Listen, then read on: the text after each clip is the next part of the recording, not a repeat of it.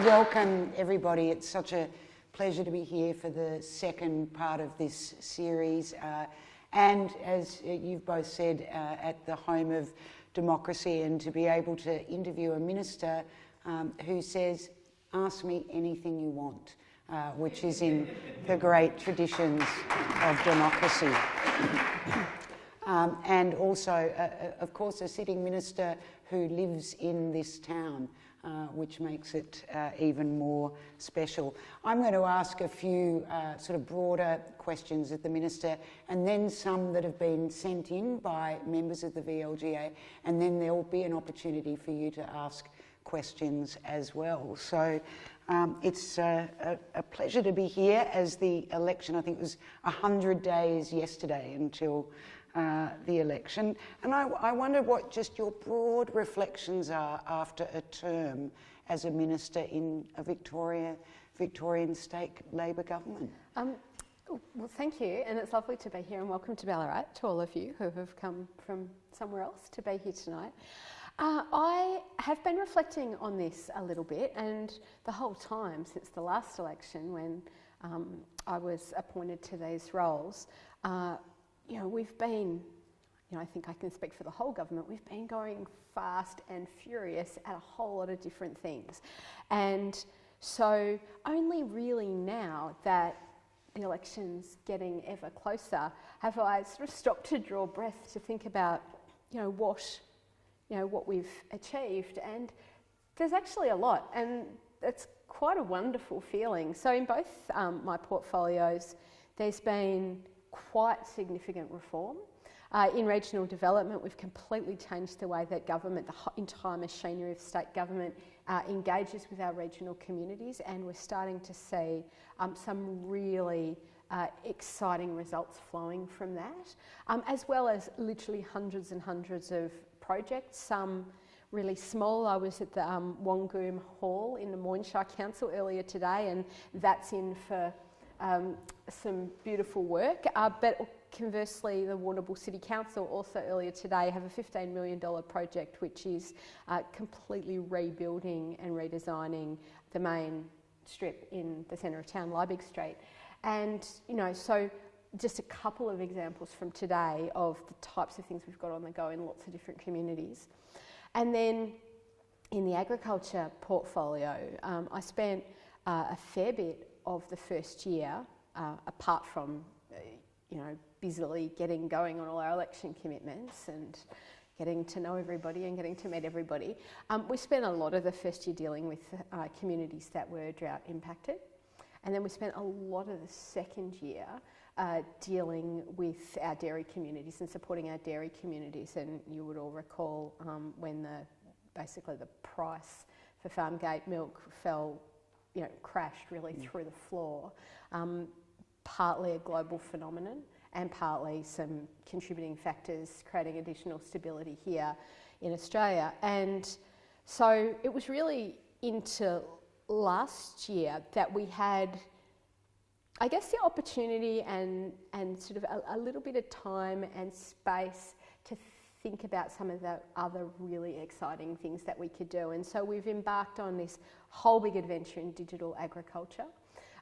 We've been developing, we've got a new program which is all about helping our farmers to be more energy independent, which is great, and that's just been up and running since really just before Christmas last year. And so, and there are others, an animal welfare reform plan, which will involve modernising our more than 30-year-old animal welfare laws, lots and lots of just really interesting and really important reform. We've put climate change on the National Ag Minister's agenda.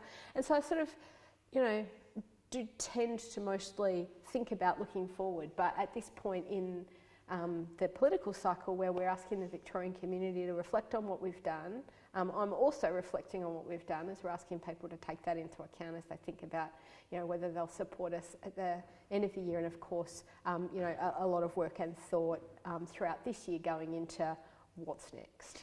Do you feel like after 4 years, with what you've learned and what you've done, and also what you haven't been able to do, that you're able to go into a next term, if you're re-elected and the government is re-elected, with a more sort of coherent sense of it, of what you can get done, and what just isn't worth the fight? That's a great question, and it's not one that I get asked very much. I think a lot of good things are always worth the fight, and councillors that are at this forum with us know this as well as any. Like, if you are constantly trying to please everyone all the time and you only do things that everyone supports all the time, you'll get absolutely nothing done ever. And that's not doing anybody any good. And that's really a sort of abrogation of responsibility. But yeah, for sure. So when we came to government, we'd been, as history has recorded, the first in a very long time to see off a government after only one term, and lots of reasons for that, which I probably won't dwell on too much. But what it meant is that quite a few of my colleagues in the cabinet had been ministers before. So when we started, you'd sit around the big table, and about half of my colleagues had been ministers before, and half of us were new. And the out of the gate pace of the people who had been ministers before, I remember sitting there, in the kind of early months, just thinking, wow, some of the colleagues sort of up and going, ready with legislation into the Parliament for the first sitting weeks. Like, oh my God, how did you do that? You never have to, you never have to be that person again. I know, I don't have to be that person again. And so, so I guess that's right. And like in any job that anyone's got, you learn a lot along the way. In a job like this, you learn a lot every day. And, so there are things that, there's things that you were just having the benefit of all that extra knowledge and experience.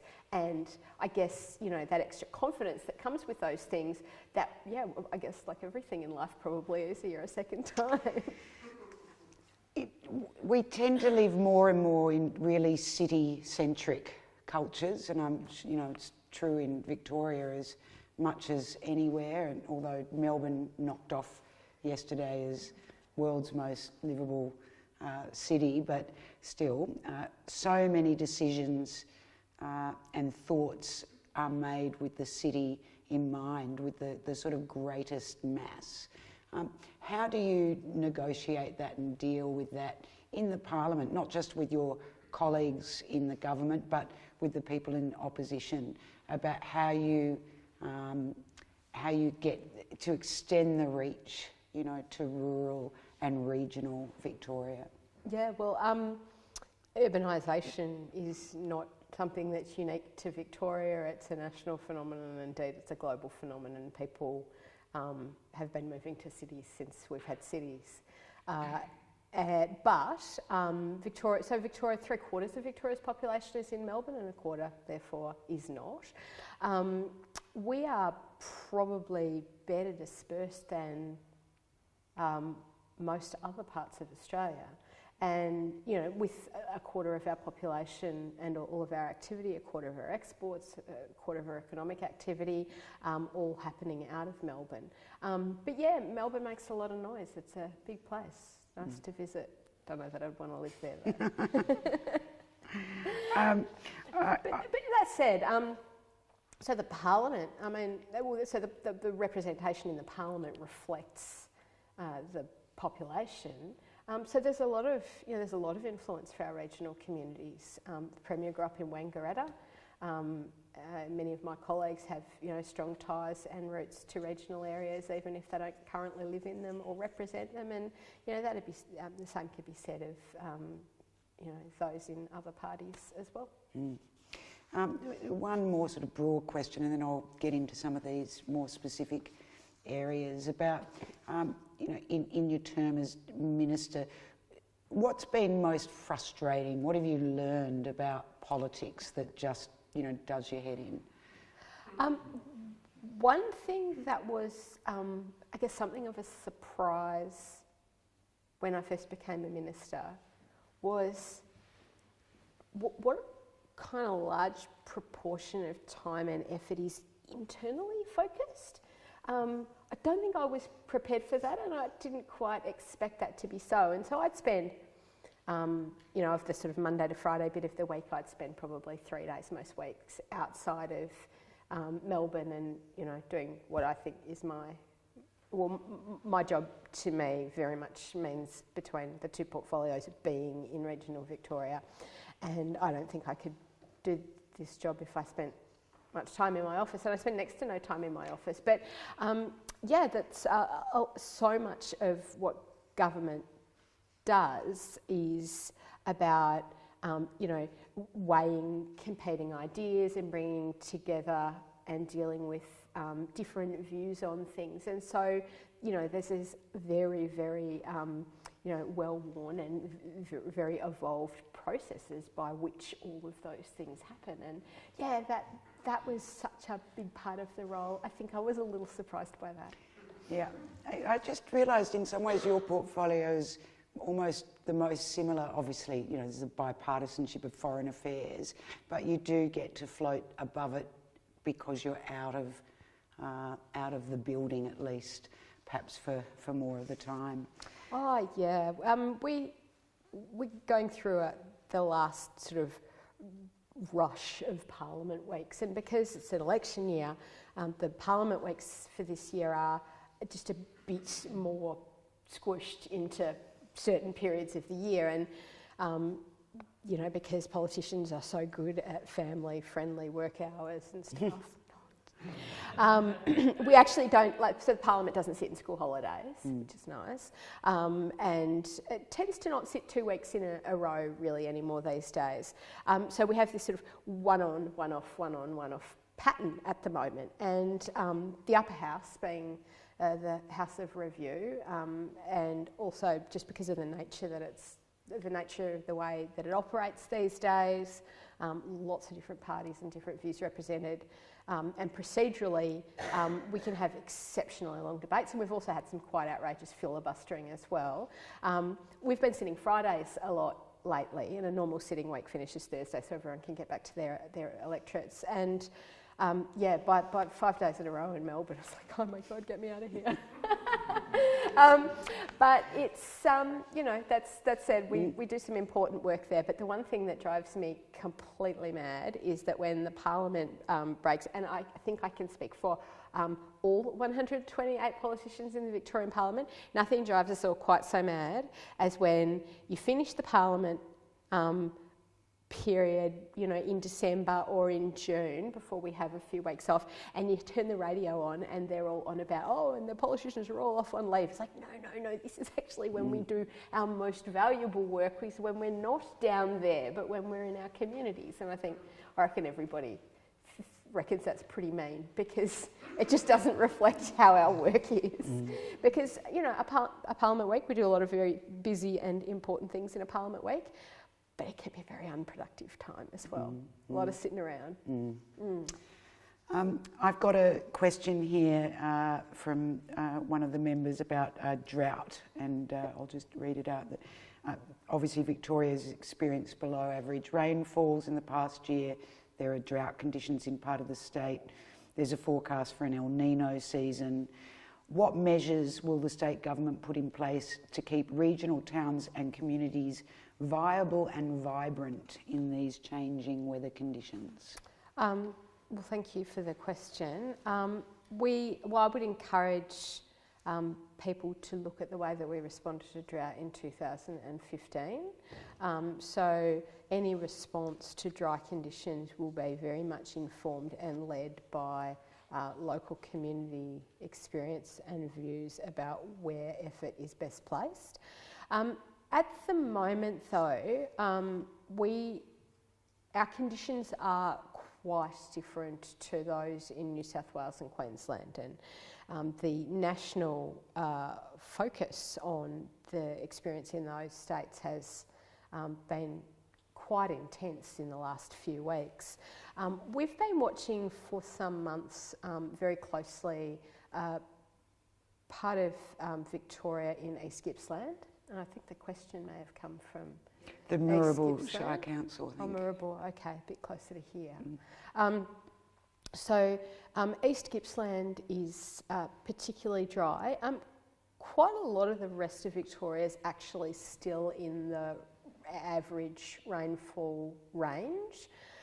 Though that said, we are watching with a heightened sense of interest. I wouldn't quite go so far yet as to say anxiety for some other parts of the state. Yes, in parts of northern Victoria it is now becoming concerning. In East Gippsland it already is. But whether the season succeeds or fails for people, we're not really going to know that for a bit yet. So rainfall through August and into September is going to tell us exactly what kind of problem we're dealing with. And I think it's important, and that's not to make, that's not to be in any way dismissive about the challenges that some people are experiencing, particularly in those communities, that communities in East Gippsland, but very, very different set of circumstances in most of Victoria to what's going on in New South Wales and Queensland. So we have a national drought policy framework that Victoria endorsed in 2014, just in the 6 months before I came into the role, that was all sort of worked out and negotiated nationally with all the states in the Commonwealth. And then we have a Victorian government framework as well that really informs us about when we do what and what that might look like. So that big review of drought policy that occurred in the lead up to 2014 made some observations about the merits of things like subsidies and transport subsidies and the like, because the evidence tells us that there's actually a better way to support farming families than that. So, there are a few things in place. My department's been running information sessions, I think probably up to 20 or so now, for our farmers about how to prepare and how to respond and what they need to do, which is one of the most useful things that can be done early. We're keeping a very close eye on demand for the Rural Financial Counselling Service. It's one of the key measures, and at the moment the wait for an appointment is a couple of weeks, and that's normal. That's in the normal range. And also I've got this wonderful advisory committee, the Victorian Ag Advisory Committee, and some just terrific people that are basically charged with getting out on the ground and hearing from people firsthand, looking at all the indices that there are, and providing advice to me. And I'm catching up with them in the next week or two. We'll see them a bit over the next couple of months. When you say you're keeping an eye on it, and it's looking like conditions are going to get more challenging, at what point do you work with the councils in those areas and say, this is the point, we're not there yet, but this is when we're going to reach it, and we'll be offering assistance or rate relief or other measures? So we didn't offer rate relief in 2015. But I guess by way of a very contemporary example, last night I was exchanging texts with the CEO of the East Grampians Shire Council, and we're going to catch up next week. So about now. Right. Yeah. That is contemporary? Yeah, that's about now. That said, if we have really good rain throughout the rest of this month and into early spring, then we might find that the support people need is actually really quite contained and quite modest. Like our farmers always tell me, we don't want subsidies. We want to be able to manage our way through climatic conditions, and we needed to respond to that. In 2015, when I spent a lot of time in big shedfuls of farmers, saying, right, okay, drought support, this is really bad. Some people hadn't had a successful season, had not broken even for 3 years in a row, so quite severe conditions. And we went and had all of these meetings, myself, the Water Minister, the Premier, and we had this one meeting, and It happened a bit, but the first time it happened, it was just amazing. We said, right, so here, we're from the government, what do you think we should do? And they wanted kindergarten rate relief. That is what they wanted. Because, well, I guess that's their thinking and reasoning to explain.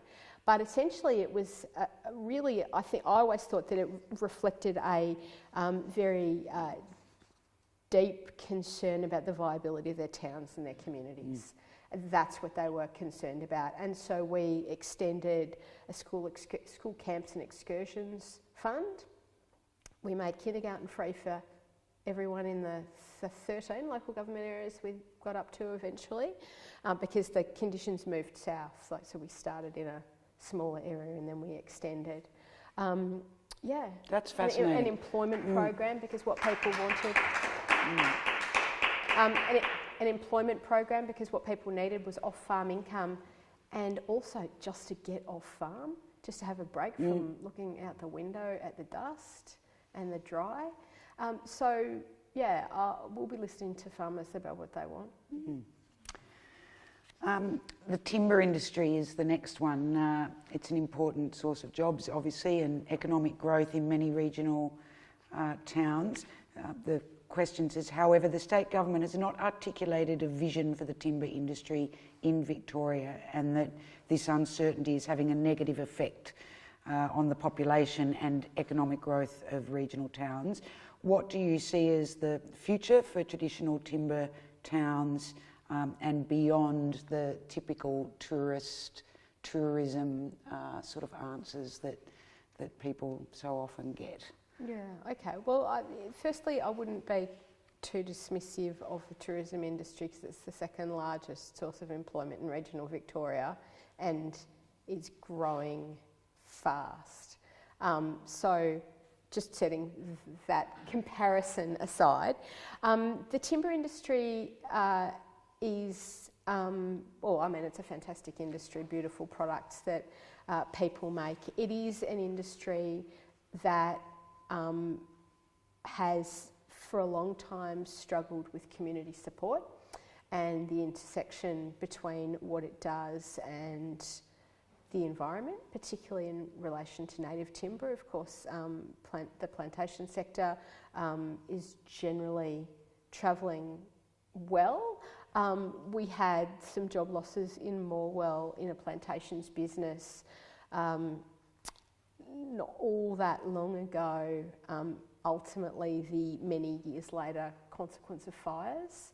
So quite a lot of resource was lost in the 2009 bushfires and other fires, but perhaps most significantly in those massive fires that we had in 2009.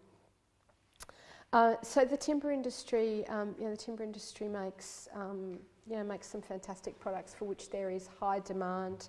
The pressures around things like certification around environmental standards continue to be a challenge for the industry.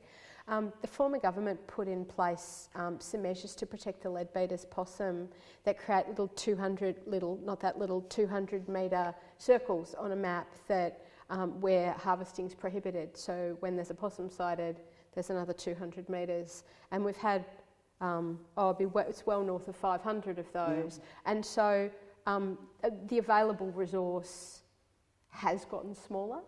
Not only as a result of this is an industry that has experienced periods of contraction over a long period of time, and so we did in the most recent timber outlook that Vic Forest puts out for native timber, we did see quite a reduction in the amount of available timber, and people would remember the pressure that they put on one mill in particular at Hayfield. The government took the reasonably unusual step of buying the mill. I would offer that as an example of our support for the industry. But yeah, it's not without its challenges. It's there are endangered species that are that protections are put in place by both the previous state government, by our own government, and by the federal government. Different types of regulatory overlay to protect those environmental values, and the result of that has been a contraction in available wood supply. So we continue to manage these issues, but I know some of the, there's no shortage of critics, no matter what you do in an issue in an area like forestry and particularly native timber. There'd be people who would say that there's no place for logging in our native forests, full stop. And then there are people that say, well, you know, a reasonable resource share, it's a very small percentage of the available timber that exists, and being able to share that resource for a variety of purposes is a really valuable thing too, and of course incredibly important for the economies of lots of our small towns. And there are all sorts of things that can happen to towns that put them under pressure, whether it's an industry like timber or there's a freeway bypass or just different demographics, and obviously they're all different. But what are the things that you notice both in the local councils and the communities where you see towns solving their problems? Oh, I've got such a good example. Better than others. Yes, I have a beautiful story that I'm trying to tell everyone in Victoria because it's just so magnificent. Rapanyup is in the Wimmera, and they have a population of around 536 people, I think, the last census. And the community in Rapanyup came to the government through Regional Development Victoria and said, we're going to buy our supermarket. And we said, yeah, we don't usually buy supermarkets, thanks. Anyway, they said, no, come have we want to talk to you about this idea that we've got. So I went to Rapanyup and met a group of community leaders in this town. And these guys are right on the start of the site, beautiful silo art trail. And so there's all these people going through the main street the whole time, caravans and carloads of people. And they said, look, here's our supermarket. And the community has a great affection for the owners of the current supermarket. They've been running it for about 20 years, but they've said to the community, like, we're kind of ready to move on. The building was damaged by flood a few years ago, and they're sort of ready for the next stage of their life. And the community was pretty concerned that there might not be a buyer for the supermarket. And so when the family moved on, the supermarket would be closed, and then everyone would need to go out of town, I think mostly to Horsham, for everything. And so the community, anyway, so here we were in the main street, and they were telling us about their plans to buy the supermarket, and they've got this organisation, incorporated organisation called ERUP, Enterprise Rapanyup. And they'd raised some money. They'd raised $700,000. They'd gone to the Bendigo Bank and the local council, which I think Sierra Ambiac had given them some assistance as well. And what they wanted was some support from our government, not to help them buy their supermarket, but when they bought their supermarket, to transform the building into something quite different, to completely change the retail precinct in this small town. So space for a pharmacy, a cafe, community meeting rooms. Anyhow, so I was standing there with them and I said, yeah, this is an interesting idea that you guys want to buy the supermarket. You know, in some towns people buy the pub. And they said, oh yeah, we did that. And I said, really? And they said, yeah, the post office. Anyway, so I thought these people are a good bet. Same town where community banking was born in Australia. So this is a town. There must be something quite magical in the water in Rapanyup, I think. These guys thought the bank was closing. Let's have a bank. So they created community banking, and we all know a stunning success this has been for so many communities. 20 years ago, they created their first community bank. Some years ago, they bought their pub, fixed it up, sold their pub. The post office outlet, one of those small stray post outlets, and I guess a bit of a news agency business, they bought that, got it back on its feet, sold it. So anyway, we're on a good thing, I reckon, with this supermarket project. But how's that for a good example of a town that says, oh, we're not going anywhere? It is great. It sounds like one of those, little Australian movies. And someone could make a beautiful film about the people at Enterprise. Although, I mean, my only thing is, why haven't we all heard of this town starting community banking? Yeah, I don't know. They had a party a few weeks ago to mark the 20 years since the first community bank. Terrific story. Terrific. No, somebody should, so we look forward to whoever buys the movie rights to this story. And they're right there on the Silo Arch House, so absolutely magnificent Silo art, great place to stop for a coffee. And yeah, they're looking forward to some really exciting things with the supermarket. I definitely, I'm an anthropologist, I just want to go there. Yeah. Go and find out why they've done all this. It is a good story. Next question is about regional cities and smaller towns. That there are obviously many initiatives to promote places like here, Ballarat, Bendigo and Geelong, but a sense that smaller towns miss out, and that now they're competing against both Melbourne and the bigger, more prosperous regional cities. So the question is, what actions will the government take to address, well, it's termed here the chronic decline of smaller towns in regional Victoria? I mean, my first question is it chronic? No, absolutely not. And then to answer... Yeah, I reject that completely. And, whether it's Rapaniup or so many other small towns, I can't think of too many that you would say are experiencing chronic decline, if any, really. There are small communities that are very small, no doubt about it, and that they struggle to hang on to their services. But there's an amazing resilience and strength of community about most of them, in my experience. And, even if you're talking about a community that's so small you wouldn't call it a town, when the community needs to come together for some reason, that's incredibly powerful and extraordinary. And I think about the fires in the southwest on the St Patrick's Day fires, that actually some of the peat fires burnt for weeks, but started late at night in St Patrick's Day. Like that, very small towns, very small communities, and an unbelievable strength to them. What about bigger ones though, like Horsham or Hamilton, say, as two examples that feel like second-class citizens next to a Ballarat or a Bendigo? Yeah, okay, so a few things on that. So Ballarat, Bendigo and Geelong, between them, represent around a third of the population of regional Victoria.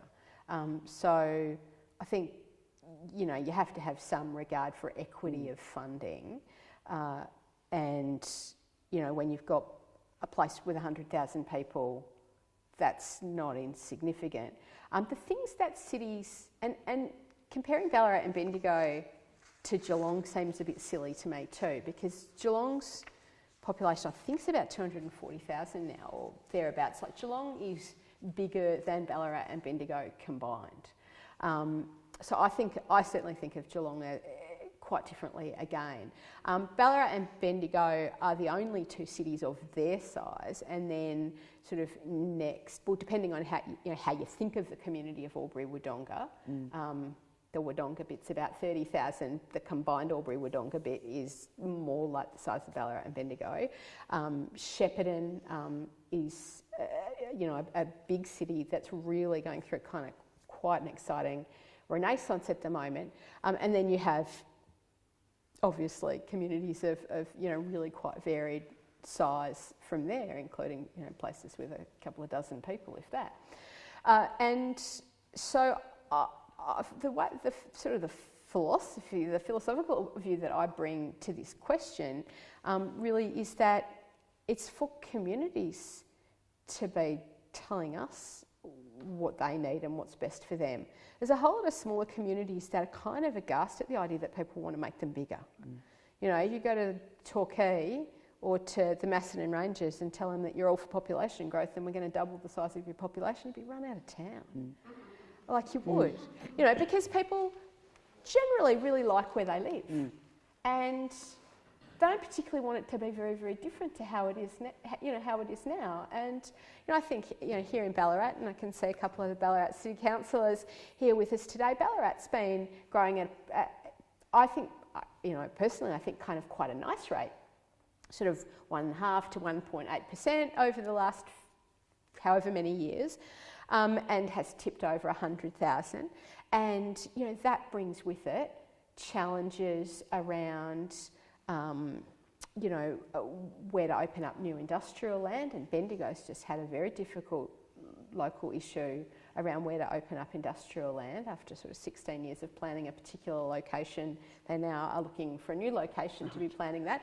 Ballarat's had more success on that particular example. Oh, now I'm going to get into some whole Ballarat Bendigo thing. I'm just going to get lynched.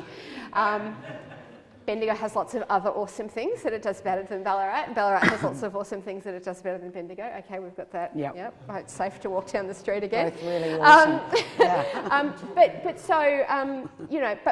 So back to the growth challenges here. One of the issues council's been dealing with lately is parking, and so. When Ballarat had 70,000 people or 80,000 people, everybody knew that it was their right to park out the front. And now there's 100,000 people here. That's actually a little harder than it used to be. And so, and the city's changing. And again, sort of the Bendigo example there, they're doing quite an interesting sort of planning bit of work, and the Victorian government through the Victorian Planning Authorities helping the council out with this a bit around creating more residential opportunities in the CBD, and that's really exciting but really different. And so these kinds of issues give rise to anxiety from people who are not so hot on the idea of change. We've got a couple of big projects on the go here, and we're about to turn the middle of the CBD into a construction site, and it's going to be chaos. Sounds like Melbourne. Yeah, it's going to be like Melbourne. A level crossing removal project coming to a community near you.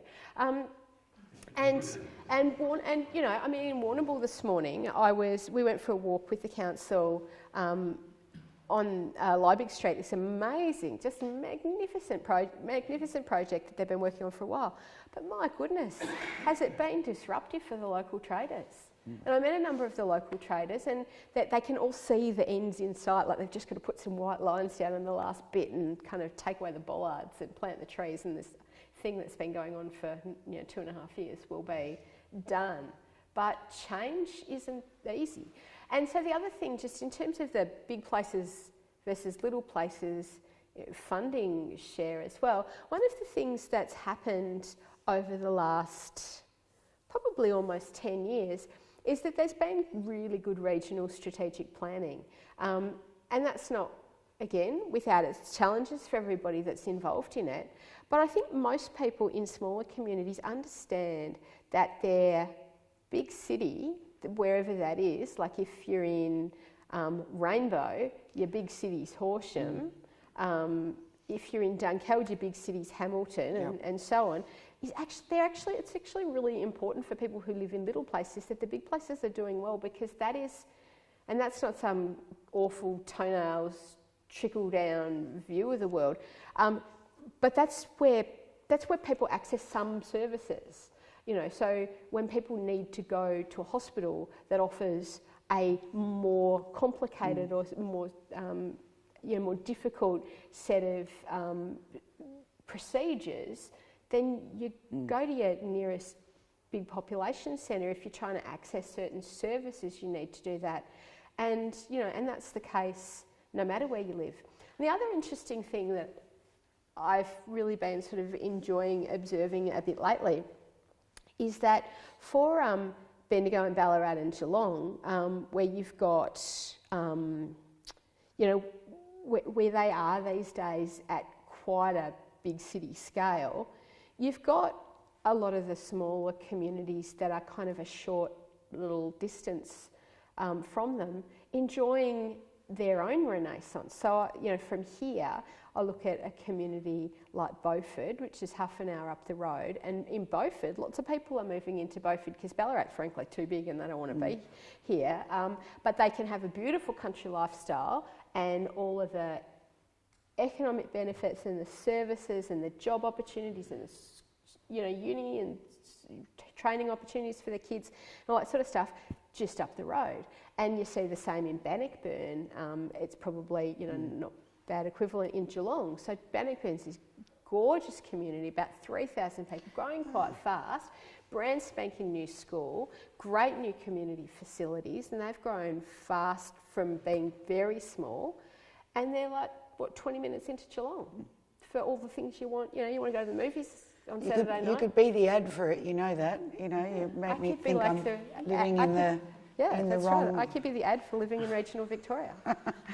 I kind of am. Well, it's... this question, I didn't know this loomed so large. I was really surprised of that. But about puppy farms and working dogs. About obviously, the introduction of the legislation. It was done out of a good intention for welfare of dogs and cats. But the councils once again were made to be the first line of policing this policy, and they're now responsible for the registration of breeders and responsible for determining what a working farm dog is, what a pet is. And that councils are now concerned that this is another example of cost shifting from state government to local government, which is the broader part of this question, obviously. I'd like to have a chat to the person who wrote this question, because I think it's got a few sort of misunderstandings embedded in its assumptions. Councils have always had responsibility for registering breeders, so that hasn't changed. There's been a whole lot of training and information made available to councils, so it's actually not a cost-shifting exercise at all. In fact, I'm not sure what costs have been shifted, if any. All right, well, to tease it out away then from puppy farms and into the, the broader, there's always non-stop, isn't there, arguing about what is local, what is state, what is federal. Oh, yeah. How is that going? Oh, yeah, that's great. Yeah. Can we get in our time machine and go back and redo the Constitution?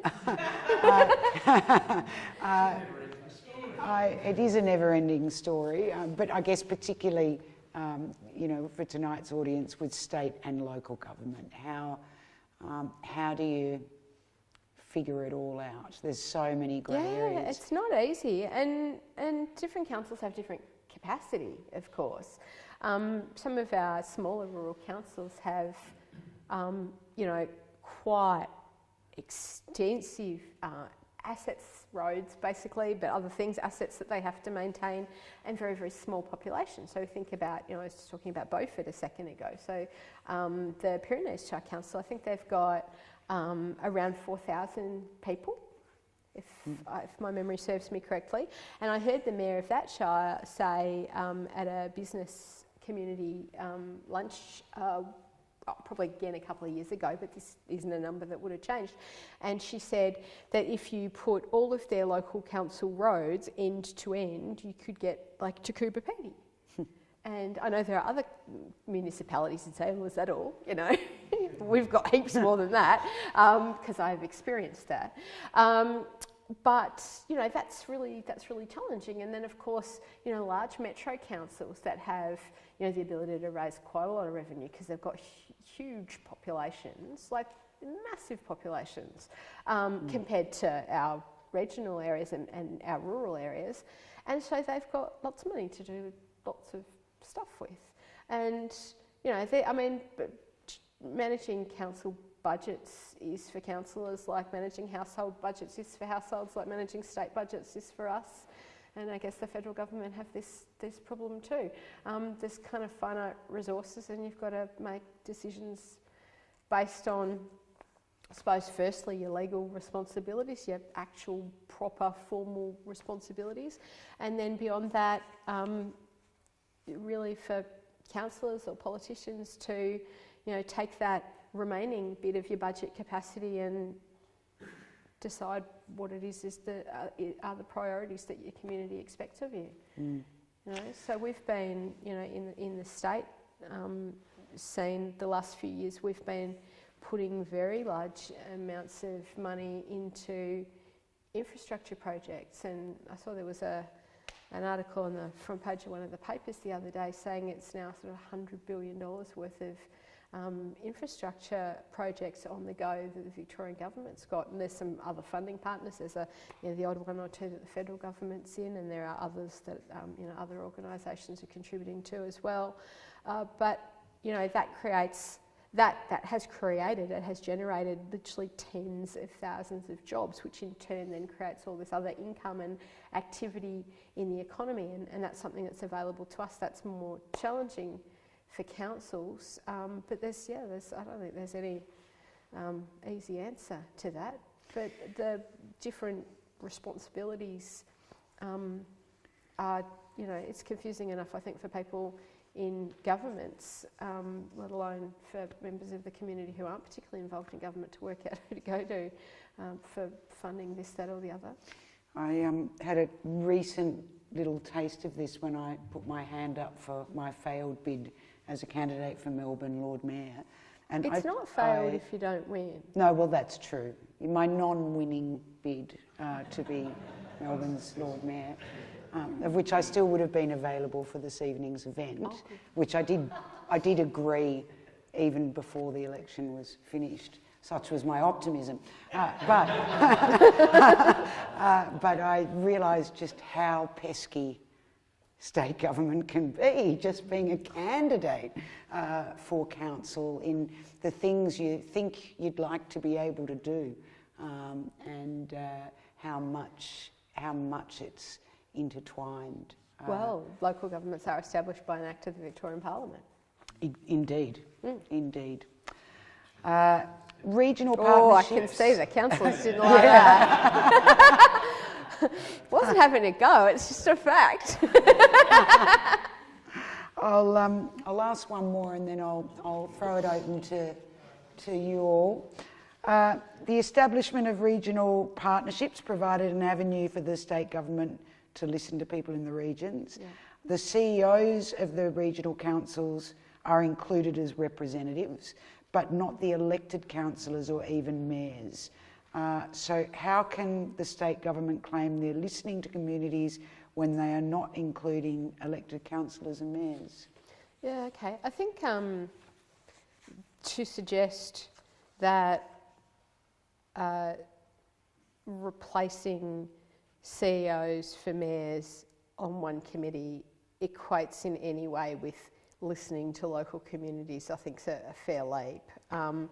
I met with at least 2 local councils today. I met with at least another 2 last week, probably more actually, if I stop to think about it for a minute. The week before I saw a couple. Like, I make myself very available to the 48 regional and rural councils.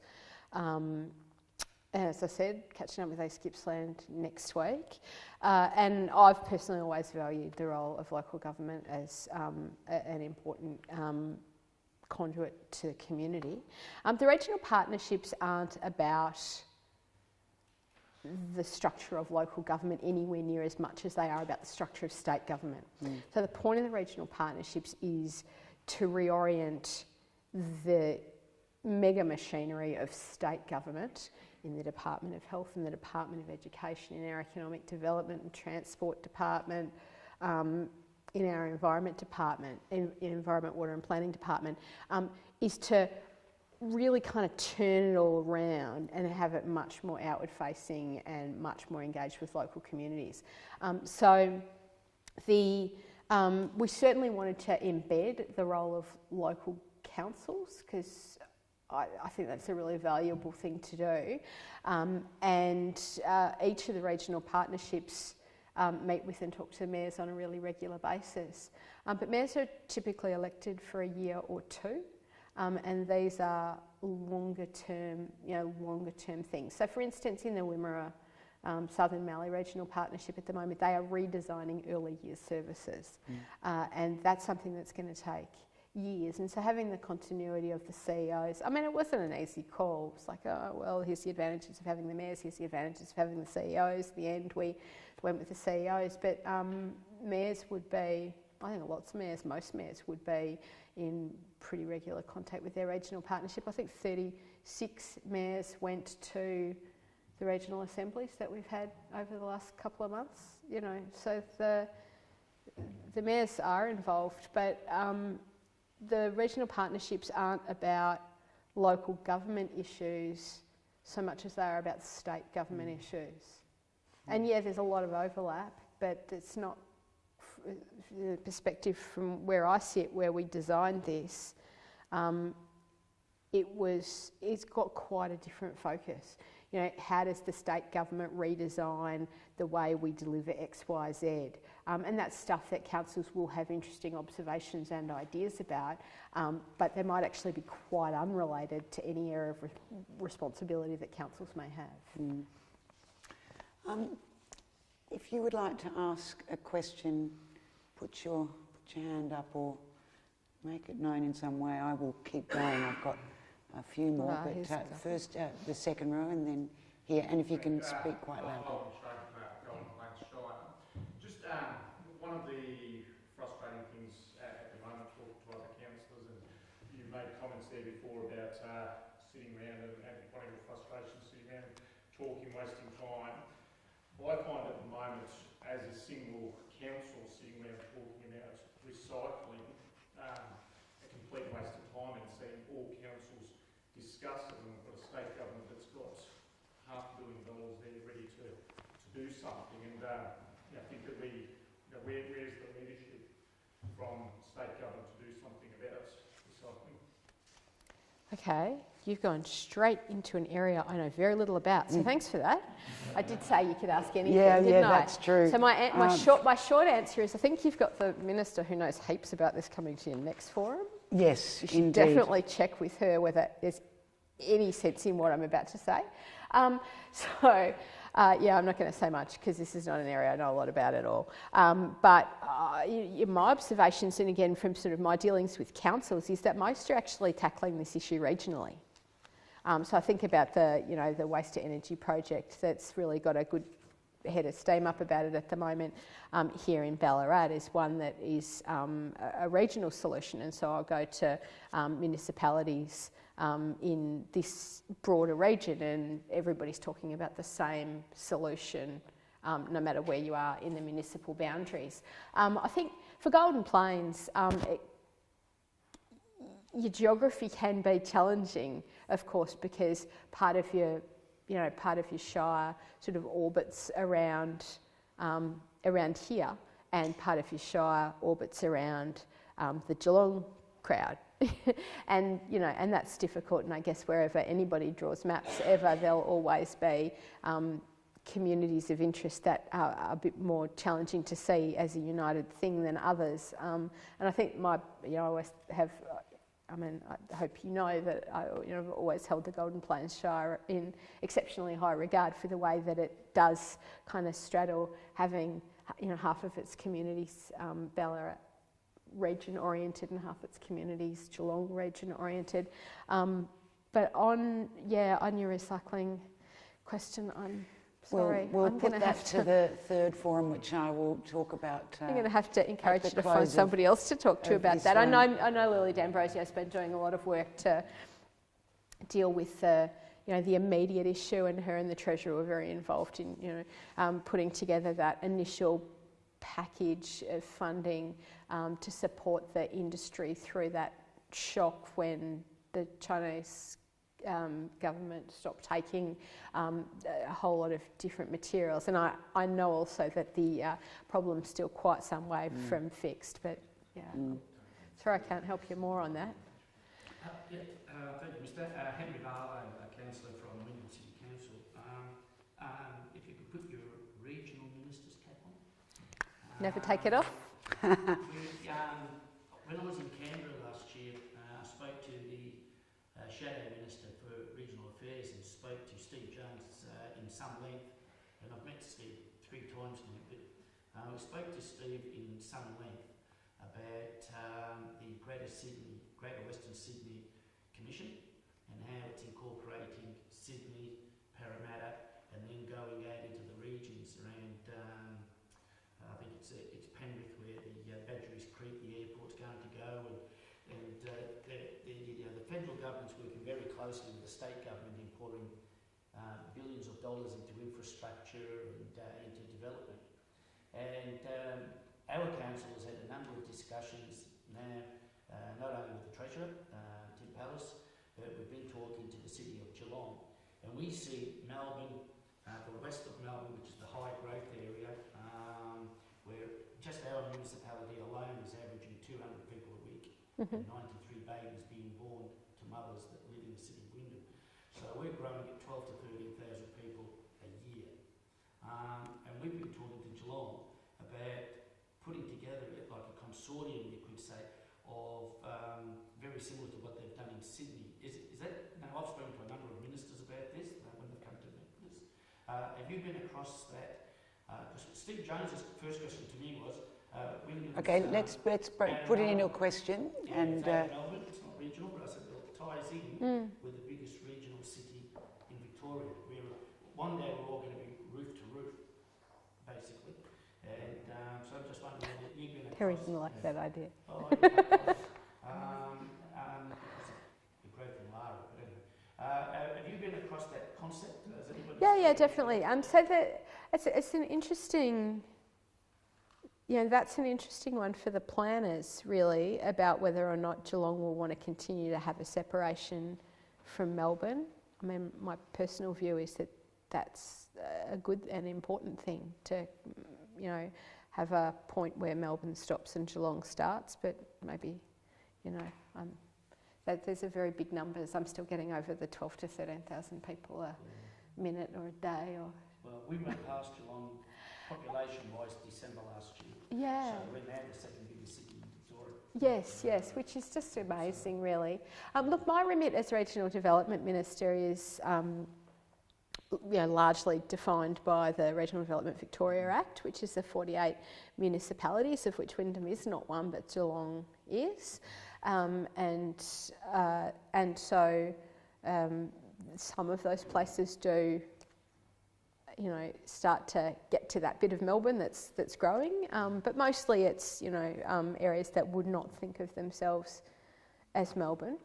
And so really, I think your discussion with Stephen Jones and your question is a bit about the city deal concept that the federal government have been developing.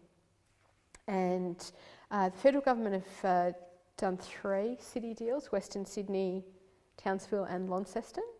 And we're reasonably advanced in discussions with them about a city deal for Geelong and the coast that would deliver a number of really regionally significant projects, including the Shipwreck Coast Master Plan, are a very large part of that, and the Geelong Convention Centre, but a number of other things as well. And those discussions with the federal government are going well, and we remain optimistic that they'll have a bit more to say about that the next little while. We had $153 million in the budget for our share, and we are asking them to match that. So our main focus in terms of city deals has been on getting the first one done first. But that said, we've said, made it very clear to the federal government that we're really interested in, those kinds of partnerships where, state, federal and local government make a really concerted and focused investment all at the same time. This is something the federal government took from the UK as a policy idea, and they'd found that it had led to some good results, and it's something that the federal government have decided to get into. So we thought that we would get into it as well, and that suite of projects around the Geelong City deal that we've been discussing with them is a very good sort of complement for the kind of idea that the federal government were talking about. So, you know, so far so good in terms of those discussions with them. Thanks. Peter Jeffrey, I'm the current chair for Economic Development Australia's Victorian chapter. We're a group of economic development practitioners from around the state, private and public sector. Is there a particular initiative you'd like us to get behind? Oh. Wow. What a fun question that is, my God. I can feel fireworks going off inside my head. I have never heard a question like that, ever. Oh, wow. Oh, look, I think that, yes, okay. I think that it would be really nice to have more voices in the national immigration debate, particularly with a view to taking our immigration, population, settlement and really creating synergies with our regional communities and our regional cities. So up the road from here, the Western Highway, you can't go to Stawell and Ararat without having people talk to you about skills shortage. In Warrnambool, where I was earlier, the unemployment rate is now south of 3%. And there was a monstrous front page, the Warrnambool Standard, maybe 2 months ago, and it's just got 1,000 people wanted. And I ran into the journalist about a week later and said, hey, that was some front page. And she said, my goodness, I've been inundated since. We just rang a handful of the big employers and they told us about their vacancies. I know that state government agencies and organisations are funded for positions that we can't fill. You know, which is, of course, you know, just like it's in the scheme of things, it's a nice problem to have. But, you know, having such strong jobs growth, and there were some new jobs figures out today that the Treasurer was reporting on. Again, the Victorian economy is travelling exceptionally well at the moment, and there's really strong jobs growth. And what I hear about a lot in like small communities and medium-sized communities and our larger regional communities is that we've got a bit of a labour shortage problem, and you know there's some wonderful opportunities for people to be making regional Victorian communities their home. And you know we have this you know, I mean, I don't really want to kind of give it any oxygen, but that like horrific speech that was made in the Senate the other day, like that's the absolute worst example of, you know, what kind of immigration debate we want to be having in this country. What I'd really like to see is us celebrating the wonderful experiences that people have settling in regional communities. So I would have thought if you're an economic development policy think tank with a foot in the odd door in Canberra and I get to pick one thing, I pick that. Wow, there you go. And possible she might wake up tomorrow morning and have thought of something else as well. That's, yeah, but this has been bothering me quite a bit lately. Yeah. I mean, it comes up a lot. Yeah. And there's a stereotype, isn't there? There's such a stereotype further out of cities. You know, and so we have lots of communities, small communities, and we touched on small communities that, you know, very small communities, larger communities that really throw their arms open. And the population debate's fascinating at the moment. There was an article in the paper, there were quite a number of articles in the papers over the weekend that I'm sure many of you saw about Australia having hit the 25 million people milestone. And you know, some of the reporting on this was, oh my God, it's the end of the world, so crowded and terrible, and what an awful thing. And then there was this other article actually a few other articles, but one in particular. And the person who'd written the article was reflecting on a conversation with somebody who had driven a senior Chinese government official from somewhere to somewhere. Anyway, they were telling the story, and this person who was looking out the window for half an hour, just like, where is everybody? Like, where are the people in this country? You know, so it's obviously relative, but I think like the answer for people to the population question is, do you have the services that you need? So Henry talked about the extraordinary growth that Wyndham's been experiencing. Not a bad thing in and of itself, so long as you've got the schools and the health services and the kindergartens and jobs and the freeways are coping and the train service is coping and all of those things. And so, you know, that, you know, we're sort of getting onto the Melbourne infrastructure. All of the above is what we need.